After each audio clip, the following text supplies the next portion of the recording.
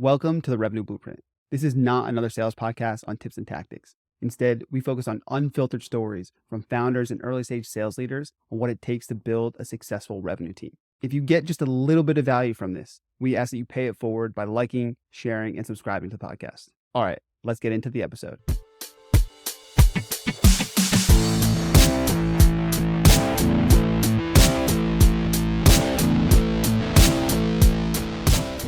Oh, well, we're back. Another episode. We got Hoang's internet's already cutting out. It's good start. Let's get this party started. Another episode of Revenue Blueprint. Today, we're joined with Hoang Pham, a good friend, a constant internet connection struggler for life. So let's see how this goes. Hoang, awesome to get you on here, and I'm excited as a friend and colleague to learn, some stuff I don't know about you. So this will be good. Yeah, cool. I'm excited. Yeah. So for those who don't know Hoang, he's currently head of marketing at Monite, which I'm excited to learn a little bit more about. Before that, he was a growth analyst at a company called Moly in the Netherlands, where he then grew into head of growth. So excited to learn about that transition. He was number 37, is now 800 plus. They bootstrapped through Series A, B, and C. Excited to learn what that was like, Hoang, and then they raised $770 million. So serious raise. And then he worked for me before that as a business analyst at Revenate, and I think back then they called it a growth hacker. So excited to unpack a little bit of that, Hoang, but let's dive right in, man. So you were an analyst for me at Revenate, where we had a good time. But before that, you had studied to be a biomedical scientist. I don't even know what that means, but I'm excited to learn about that. But then you were very deliberate about getting into growth role at a startup. Like, what was that transition from scientist to growth? What inspired that? Why? Tell me, man. Well, like my decision to kind of become a scientist was like any Asian family. You need to become a doctor or an engineer or a lawyer. My route was a doctor, but I didn't get in. Like I didn't have good grades. So I love the honesty out of the gates. Go on, man. Yeah, well, I like if my parents would hear this, I wasn't a very good student, and I didn't know whether it was because I didn't like the subject or whether I just wasn't a good student. But I chose to study something that's quite related to medicine, right? Which biomedical science is. Like the difference between biomedical science and medicine at the start is you don't have patients, you don't have any contact with patients. You don't get taught to do that, but you learn all about the human body. In the end, I found that I wasn't that interested in. But what it did teach me is the way of thinking. How do you think as a researcher? I eventually transitioned out of it, mainly because I didn't like the work itself. Like it's super boring. You're like standing in a lab and doing this all the time. But what drew you to the growth hacking? Well, I wanted to get out of it. That's the main reason. I didn't want to become a scientist, but what else is there? That was my thought, way of thinking back then. And I had two choices. One was becoming a consultant, because I thought, hey, I'm analytical. That's what consultants want. And two was I got into startups when I went to Sydney for my studies. I studied like a course of commerce there. And I started to do startup weekend there, learned about like how to start startup, and I started reading books. And I think like many like young guys back then read the 4-Hour Workweek back in 2013. So Jason only worked 4 hours now. The things of Bible. Well, yeah, all those things combined were pushing me towards tech startups, and I was thinking of, okay, am I going to do the consulting route or am I going to work in a tech startup? And eventually I thought, okay, if my heart is at startups, and why don't I just like start in a startup immediately? So at the start, I didn't like want to go into the growth hacking route because it didn't exist. I just wanted to work in a startup because I didn't like the super old where you need to wear a suit and tie type of company. Yeah, we weren't wearing suit and ties, and I was not old then. But before Revenate, like before I got into Revenate, I started working for startups, making no money. I was just doing an internship after I finished studying, just because I was working for startups who didn't have money. So I eventually wanted to work for one that actually raised a bit of money. In those startups, though, were you doing like growth related stuff? Because I thought when we first met, you were very deliberate in your interest. Yeah, that's where I developed. So before I did business operations type of stuff. So sales support, I did some PR. So anything commercial side, I would support the commercial officer. And it was a super small startup.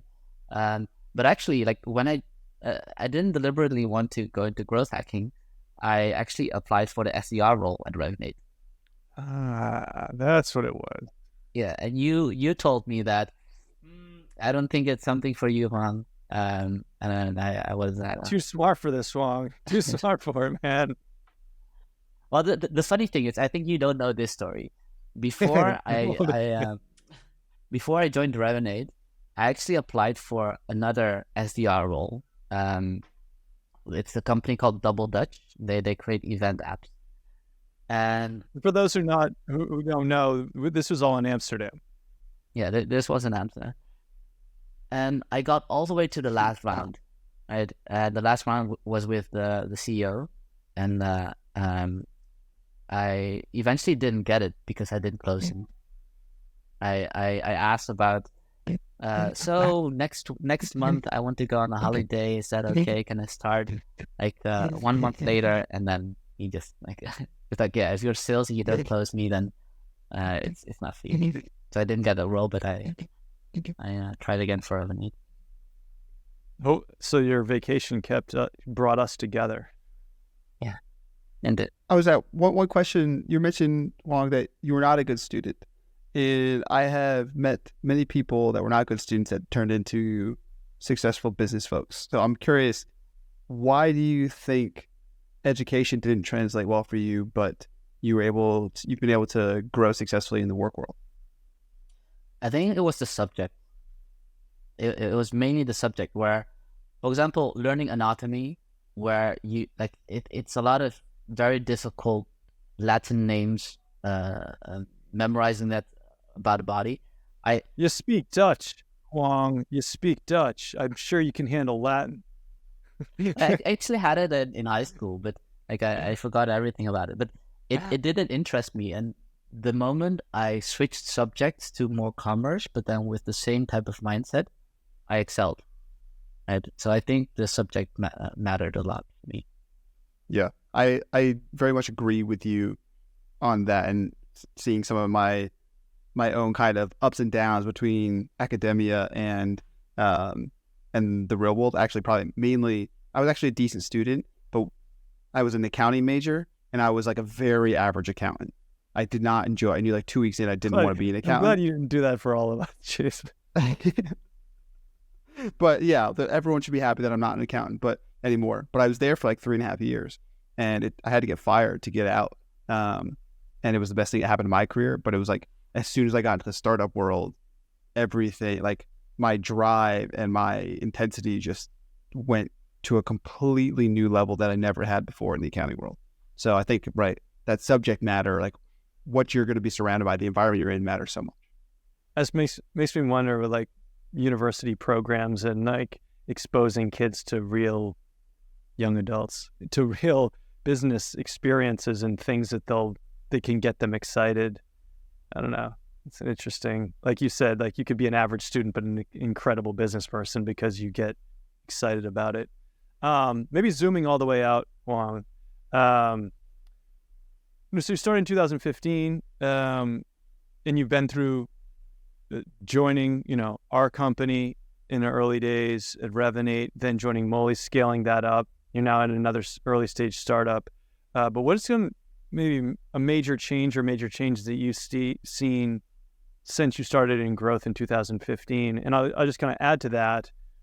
In 2015, growth hacking was like a thing and a cool term, and that's why we've been using it, is because then that was a job, that was a path. It wasn't hacky or kind of, low quality, as I think now it has a negative connotation. What other changes have you seen kind of evolve in the 7-8 years that you've been actively involved in it? Yeah. So I think growth as a term itself, it's an umbrella term, right? Growth can mean everything, but everything doesn't mean it's necessarily growth, right? Which means at the start, like, people would call it a growth hacker, but it could mean you work in sales, but then maybe a little bit more technical sales, or like tech savvy sales, or you could do marketing, or you could work in product, right? And it really depended on the type of business you worked in, like the business model, the product, the type of customers you're looking for. But nowadays, growth is more niched down, right? So I hear a lot of people talk about motions, right? Sales-led growth. So sales is the motion in how you execute growth. You get growth out by doing sales, which again it's just doing sales. And then you have marketing-led growth, which is just marketing. And then you have product-led growth, which is just product. But then the difference in here is that doing all that, where the thought process and the focus is on, can we grow the company as much as possible? Like right now, I moved from growth to marketing, which isn't, like, it's a shift, but then again, it's also not that big of a shift in how Can I pause you there for a second? Can you, like, for once in my life, just explain the difference between growth and marketing? Because I've really never been able to do it. Yeah, I'm going to try it. So a lot of people say that growth is across the whole customer journey, right? From people don't know anything about you to then become a customer, and also afterwards, right? So, and that really depends on the type of company, right? If you talk about a marketplace, after they've entered like the platform, there's a whole, like, there's a lot you can do with the customer or the prospect, right? People talk about viral loops and making sure that there's a network effect, and that's a thing for marketplaces. So if you talk about growth for marketplaces, it means something completely different. For the company I work for right now, which is B2B or B2B to B, so we sell infrastructure to kind of enterprises. There is none of that. Like, there is no viral effect or network effect. But for the company I used to work previously, there was kind of a word of mouth and viral effect. So that would mean there are different channels that I would have to focus on. The reason where marketing becomes different is that you only execute in marketing, right? Whereas growth, you can look at other parts of how the business model works. You can try to optimize those parts, right? It could be, we're losing a lot of money because people always ask this question, right? And this is a big friction point. Can we solve this by looking at from a point of view of, this is a blocker in growth? It doesn't necessarily mean that you need to execute in marketing. It doesn't mean that you necessarily need to send an email and tell them, this is the way you should do it. It could also mean that you change the interface, which is more on a product side, and then the friction is gone, right? So from a growth perspective, it could mean anything, but from a marketing perspective, it doesn't mean that it's the best solution to fix growth on that side. So would you say that marketing is kind of like an umbrella, and that growth, like you said, has these different specific functions within it that are very growth-minded, like focused on specific growth, where marketing is generally, obviously this gets messy, but branding and kind of education, and supports all these can support these growth functions, but the growth function might be very specific in a kind of narrow way. Yeah. So I would say marketing is like a domain, right? You have all these type of ways you can express marketing, but growth is specifically on only metrics that matter, like the KPIs that matter.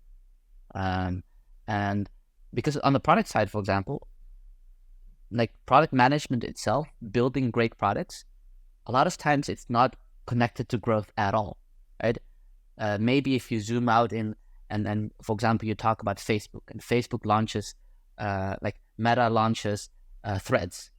That's a big bet they're taking that hopefully will fuel growth on a very high level, right?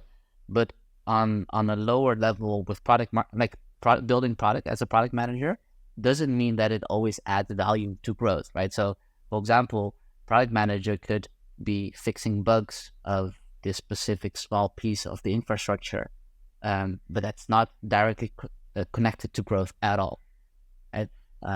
So yeah, it's a specific piece of this type of domain where you look at, can it directly increase revenue, yes or no?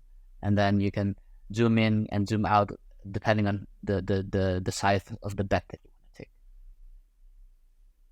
I like it. Let's get into some of these examples or real life experiences that you've had.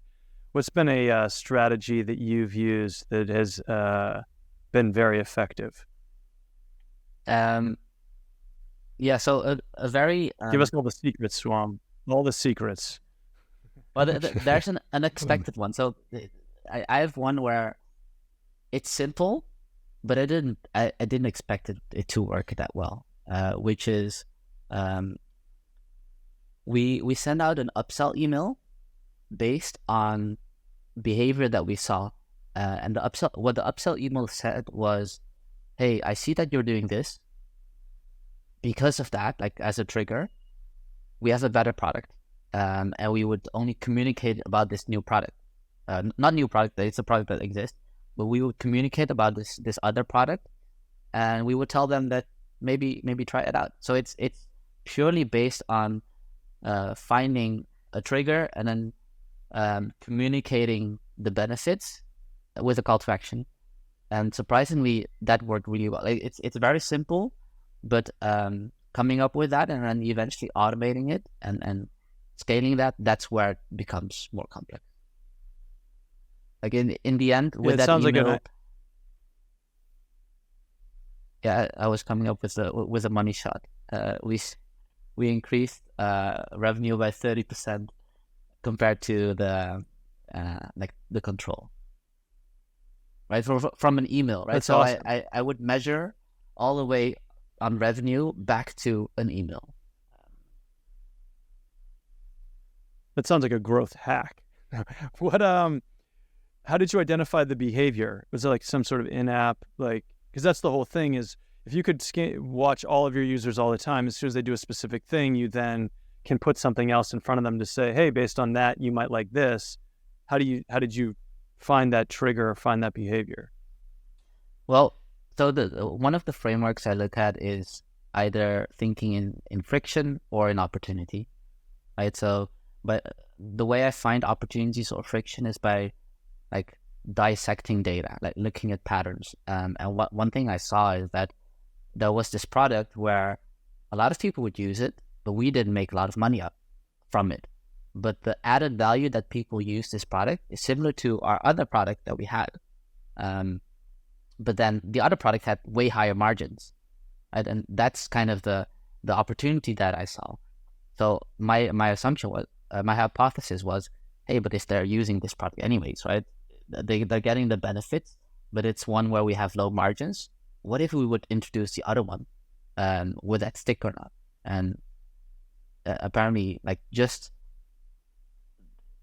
people just didn't know about the other product.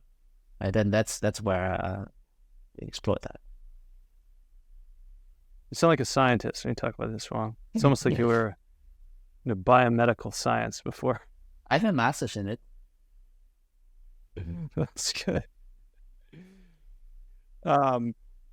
Maybe some stuff that was that didn't work so well, or some tactics or strategies that either backfired or came up with results that were unexpected. Um, Google AdWords is super shit sometimes. Okay, not a sponsor. Well, the thing with Google AdWords is, and apparently this is a big thing. Like one thing I saw that again with the same mindset of dissecting data, and I found out that our AdWords were actually working. Like we made positive ROI or ROAS, return on ad spend, with Google AdWords. Before we didn't know, we would just spend like a fixed amount of money to Google, and we wouldn't know like how much money we made from it. And what I did was I tried to attribute and look at, okay, all the customers who actually came from Google AdWords, are they actually valuable? Like, are they more valuable than the other customer or not? So I would segment, right? And I saw that it was valuable, and we didn't spend a lot of money. So one of the mantras I have is doing experiments. You don't find growth from doing experiments. Experimenting more doesn't make you hit your target. What makes you hit the target is actually scaling the positive experiment. So I wanted to scale what I saw was working. And I scaled it in a way, but then when I wanted to go internationally, that didn't work. That was so much, like we spent so much money on spam. Like, I kind of discovered that these were all fake accounts. And we couldn't do anything about it. Like Google wouldn't help. Would you say fake accounts? You mean fake clicks? Fake signups even. So competitors were just like, oh, I don't know. I never managed to find out where that came to happen. But apparently there are companies who analyze traffic from Google Ads to prevent fraud clicks, right? So apparently there are companies who do this for just to make commission on like affiliates. Interesting. It's a dangerous world out there. You have to be careful. I will follow to that, right? So you have, we'll call it a sensitivity with Google Ads. Do you have any strong thoughts on LinkedIn ads at all? Yeah, I'm a fan. Like it depends on the business model, right? So right now, it's something that we're experimenting with. Like as long as you are able to like narrow down your ICP and buyer persona really well, I think LinkedIn ads is phenomenal, right? It it may be more expensive, but if you target really well, it's not too expensive. I'm seeing cost per click below €2, right? Which is what you usually see with Google Ads. But just because we're able to like narrowing it down way better, it's good. Next to that, LinkedIn actually allows you to build like very good funnels, like very, very deliberate funnels based on behavior, right? Whereas with Google, you can't. Like it's all, do they have the intent or not? And then like the again, I actually really like Google. I have all my accounts on Google. But again, another negative thing with Google is they promote retargeting on Google, but retargeting on Google actually doesn't make sense at all, right? Because you can only retarget on Google if they decide to, I'm going to search for this again, and then you like they put your website a bit higher, or they make the cost for that click a little bit cheaper, but it's not real retargeting. So maybe on this LinkedIn topic, Jason and I have been talking about account-based marketing, mainly talking about our ignorance on it and frustration with it. Have you seen account-based marketing work well, and what does it look like? Enlighten us on anything you want to tackle on that topic, because we want to be more educated going forward on it. So the way I look at account-based anything, or no, the way I look at marketing is that marketing is nothing more than scaling up sales, right? Sales always has higher conversion, whereas marketing always has higher velocity, right? So you can scale sales by doing marketing, and then depending on the industry or the size of the deal, like marketing could work or it could not work, or you need both, right, to bring it together. So the way you would approach account-based sales is the same way I would approach account-based marketing. The only difference is that I need to find a way whether I can segment different personas, or I would need to think about, okay, I have a white paper. This white paper I need to create for different personas, right? Which costs a lot of time. And then if you think about, some companies need to localize, right? So they need different languages. That's even more money, right? So account-based marketing eventually becomes very difficult because the cost is just very high to eventually roll it out in a very holistic way. But the approach is similar to Have sales. you seen anybody do it excellently? No. That's a loaded question. It's just, Yeah. Everybody talks about it quite loosely. I think our assumptions are in line with what you're saying, which is it's massively time consuming and really hard. I think it's kind of enlightening that you're saying like it's the same concept of what salespeople would do, which is approach account from different angles with different messaging based on the persona, which is direct marketing, which is selling is. So, like, have you seen anybody do it excellently? I was buying you time there, Hoang. Who's done it excellently? I have seen companies who create very good content. So the thing is, from a consumer point of view of consuming content, I wouldn't know, right? I would only be targeted for this white paper. I wouldn't be able to see whether they have the same, but then for developers, I wouldn't know. But from an outside point of view, the way I would judge whether they probably could are doing good content marketing or account-based marketing or not is the content that they provide to me, is it super relevant or not? Or is it very generic? If it's super relevant for me as a persona, then my guess would be, okay, they're doing it really well. And HubSpot is one of them, right? HubSpot does account-based marketing on geography, persona, size of company, product. They have a lot of different dissections on okay, they create content specifically for this use case, and then they build a full community around it so the community creates content for you. And when you look up about specific topics, you get bombarded with user generated content. And so that's where the full picture of account-based marketing, if you want to call it, happens really well. And if you're doing it well, you're approaching every persona that influences a deal.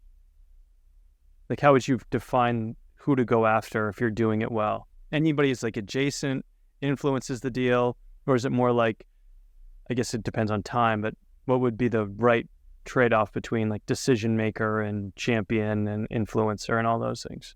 Yeah, I would say it depends on how the product is used.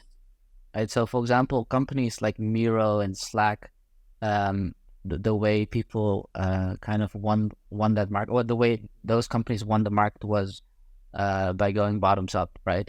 Having people using the free version where the experience was so good that they become bigger influencers than the actual decision maker on the top, right? So, but that's because the network effect it had, the more people use it, was there.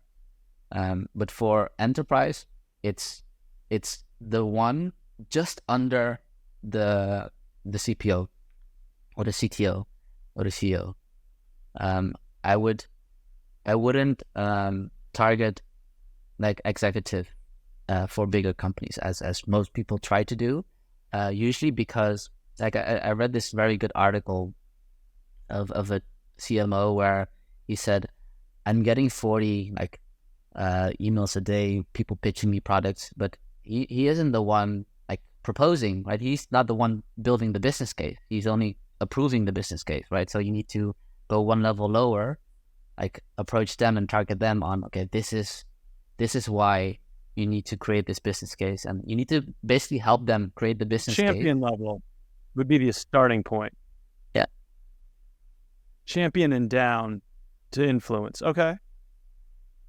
And I think Hoang too, like kind of what you're talking about before is when you're going to be doing that retargeting is right. You have to continually build that trust, and so the way you're going to do that is by providing them the types of content that make them trust you a bit more and are also very relevant to that particular stakeholder, right, in their particular company, which makes sense. But I guess that's probably also like managing all those assets and getting them to the right people at the right time is probably the hardest part of trying to do ABM at scale. Yeah. Well, one thing I would like as a caveat for that, like for doing ABM at scale, is for a lot of companies, ABM is not a thing, and it shouldn't be, because what ABM is doing is you're increasing the conversion from maybe 10% conversion to 15%, right? But it's different from going from 0 to 10%, right? So for a lot of people, they just need to build a very basic funnel where you have all of the content pieces that's not personalized for that persona, right? That's more important. So if you don't have a case study, and you don't have a guide, or you don't have a checklist, like if these are all of the content pieces that you need for a very simple funnel, build that first, right? And then start advertising instead of trying to instead of trying to like build the same but then for a different vertical or for a different persona. That's all like extra gravy. The spoken like a true marketer, the gravy. What on that same topic, a lot of founders listen to the podcast. We work with a lot of founders that are trying to get started with growth. Like, what are some mistakes that founders make or other leaders make in the early stages, right? I think you just said one is like over-engineering marketing to be account-based when you just need to get started with the basics. Are there other kind of lessons that you've learned? I mean, in your kind of experience with Monite as an early stage startup, what do you advise on like the most impactful and best practices and things to avoid? So sometimes I also kind of give advice to other startups or like friends of mine who started startups. But one thing that I see is that one thing they get wrong is that they think hiring will solve their problem. Right? What I believe is that hiring usually is a solution for a growing pain. Right? So either professionalizing or automation or scaling. Right? But figuring out the fundamentals, that should always stay at the founder level. Like the product positioning or the strategic GTM, go-to-market choice that you make, or building the product for like to hit product market fit. Like you can't hire someone for that in the early stages. That always needs to stay at the founders. I love it. And then, so a lot of founders so let's say they're keeping it themselves. They're trying to figure stuff out, but they want to start getting some of it going. You're saying just hiring someone and saying you figure it out is not a solution. I think that's a great kind of first principle. Let's say they want to hire a junior growth-minded person, right? To like help add some manpower, woman power, human power to this thing that requires some time and effort. Where do you find those junior folks? Who have you hired in the past? I mean, we can talk a little bit about what we did at Revenate and how that was super valuable. But how do you find someone like you entering the workforce their first 1-2 years in that isn't starting to like move up in the growth stack, trying to become a head of growth soon, but is willing to do that kind of growth mindset stuff? Yeah, I think. First of all, there is no specific background that someone needs to have to do this. I think it's more other than ex-scientists, obviously. Always good. Go for scientists. But I think it has to do with mindsets and that person has. Like, if you have someone that's that thinks outside of the box and is very proactive and just like get shit done, like one such a person is always better to do these type of roles. What I would do, like, is specify the job really well, right? Because you could try to find someone who does business development, but then find one with a personality where they actually are curious about how the operations work, right? And how sales operations or revenue operations work. And that person could grow into more of a growth role, or someone who's also analytical, but then business development. Like, that's how you kind of do that. But a generic growth role, that's super difficult to fill, because you're going to get like all different types of people applying for it, from marketing to product to mostly marketing, right? I like this. No, so it goes back to your point before, is like growth is a very specific thing to be done in a very specific area. So if you're going to look for someone who's going to be doing a job for you, articulating that job very deliberately and clearly, so you get applicants for that specific thing, versus saying we're looking for a junior growth person, is like, what does that mean? Like you said, market, you're going to get everybody because it sounds cool, but it's like only few would actually want the job. Okay, so it's less about, it's very specific in the articulation of what the job is to be done. You maybe call it a growth associate or call it whatever you want, but it's more about the job. For me, it was analyst, right? My background is being an analyst, and that's how I grew into understanding the problem and then actually executing. And I learned how to execute. But were there any of these things that were a little outside in these early stage roles, right, where you need kind of like this generalist expertise or generalist mindset beyond just some of the expertise?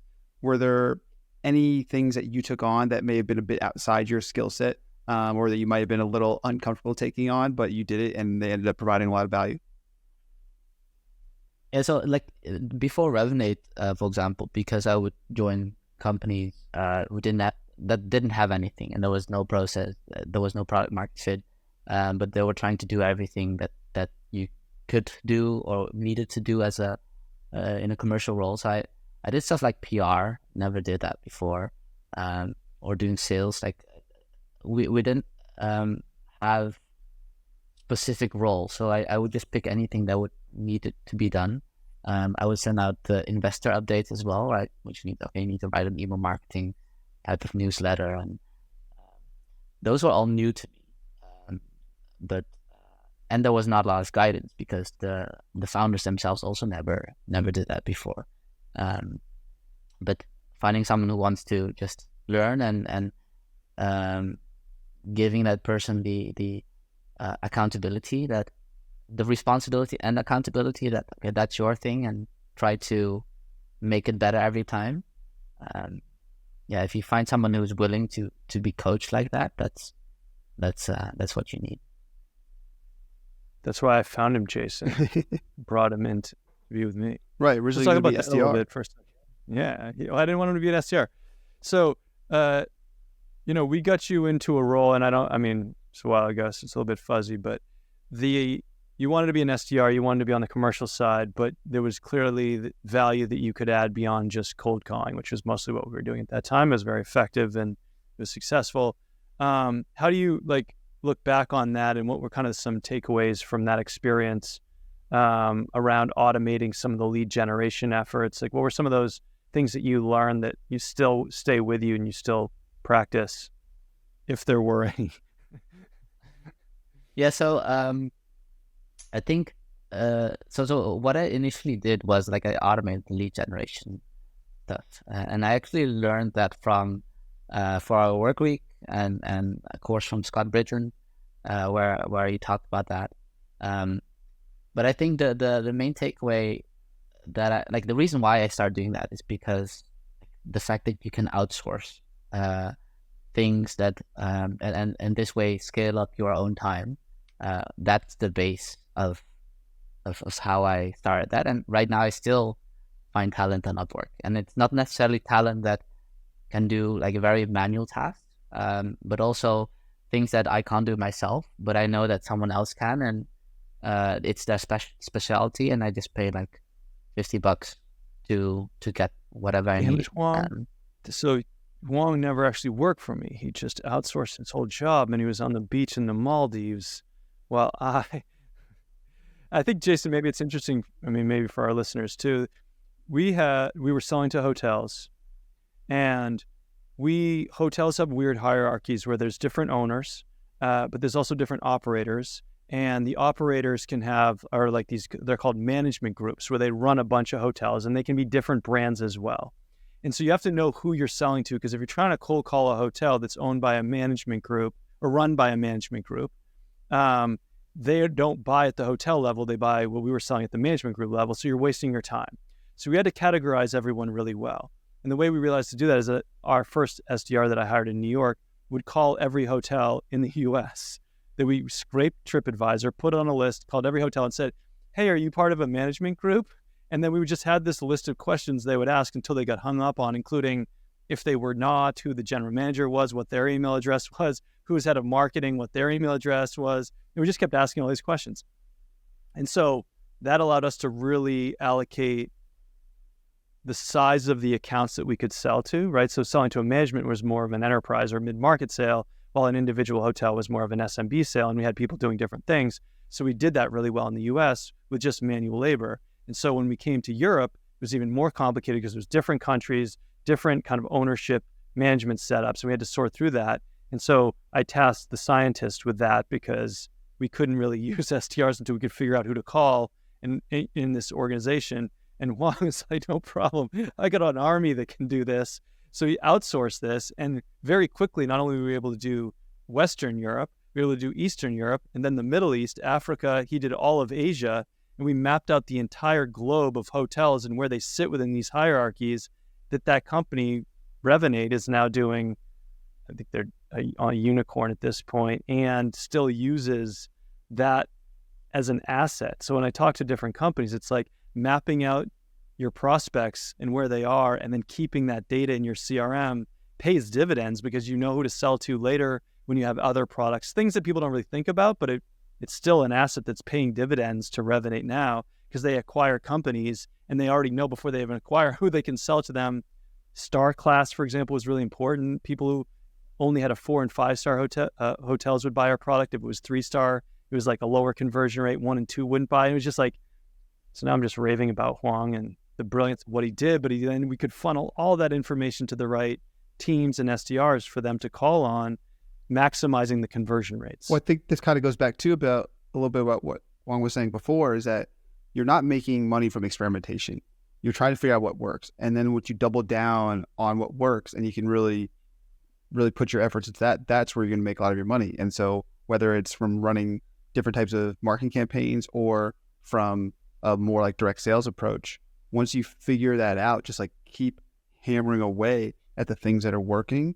And that's usually going to be the quickest way that you can unlock more margin or unlock other ways to grow your company and your team.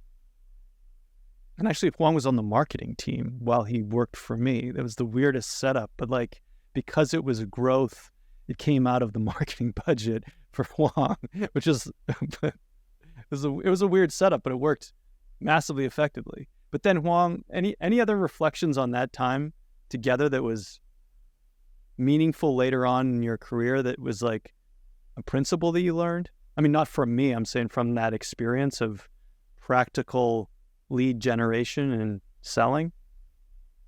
Yeah, so the like that, what I learned there was kind of delegation, right, and automating stuff.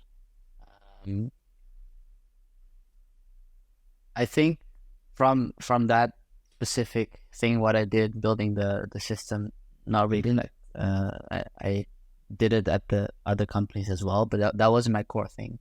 I think eventually when I start working with you like really closely, that's when we start looking at funnels, right? And we start to look at, okay, how can we optimize based on data? And you would tell me, Hoang, can you get data out of the CRM? And I'm like, what CRM? I never used the CRM. So I had to like pick up the sales operations skills very fast. But that's where we really start to look at, okay, yes, we have this huge database, and we're trying to attack it as effectively as we can.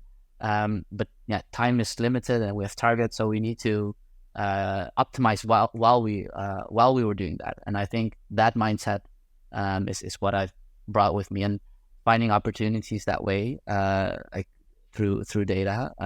That's what I've continued doing, and still am doing at Monite as well. I love it. And I'm so proud of you and the career that you built after working together. And maybe we can get you back on to dive into some of the other roles that you've had and what you're going to do at Monite. But I know we're running up to the hour, so I want to be respectful of your time. One question we like to get everybody out of here on is, what's one lesson or piece of advice that you think about almost every day?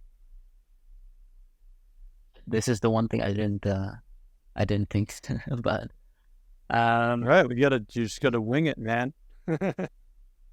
So like I don't like to say things that are like very generic. What's the other question? Well, where to find you on the internet? That's an easier one. Yes, that's it. Yeah, mostly on LinkedIn. All right, maybe we'll end with this one. What is okay? So Hoang Pham, HoangPham, is on LinkedIn at Monite. You could follow him on LinkedIn. He used to write great content. I don't think he's writing as much as he used to. So maybe we should get you writing again. Putting out. Nice. All right. Well, we're gonna build your audience. I like that. All right. Maybe we'll go, instead of a lesson that you think about every day, maybe something from our history together that I don't remember, that might have been embarrassing for me, or something that's less flattering. Yeah, we'll take embarrassing stories. Yeah, on Seth for 5,000, please. That's fine. Maybe one that's not embarrassing for you, but it is embarrassing for me, which is that's good. Way to flip the script, Juan. I appreciate that. Yeah, well, you're so thoughtful. He's like the nicest guy ever. I love it. Well, when I like for my next gig after Revenate, I actually I was looking for something new, right? And I cold emailed like 50 to 100 breakout companies, those who had a lot of funding, but I never got an interview out of that. And I think I know why, which is I send all of my emails through my Revenate email, and that seems like as if I'm selling them something, but it's super unrelated to whatever business they were. And I never got an interview out of that. But yeah, then I found Molly. And sadly, which was okay, because Hoang and I knew his time had come to an end, because all of the projects he was working on had been completed excellently. Apparently not by Hoang, but he had outsourced all that. Probably that's why it got done so well. So I think it's wonderful that when you were looking for another job, you were open with me about it, and we worked together to get there. And yeah, don't look for a job from your work email account, even if your boss blesses that, because everyone assumes everybody's selling all the time. And so it looks suspicious. I'm looking for some career advice. And also, would you like some software? It looks like that. But like now I realize it's such a stupid mistake. And like now I know. You were too innocent. Well, I love you, man. I'm so happy we could get together. And every time we do, you educate me. So I'm glad you and Jason could meet. And sure there's some good stuff will come out of that relationship too. Yeah, sure. Thank you for bringing me on, and love to see you in person again. Awesome. We'll see you, man. Thanks, Juan.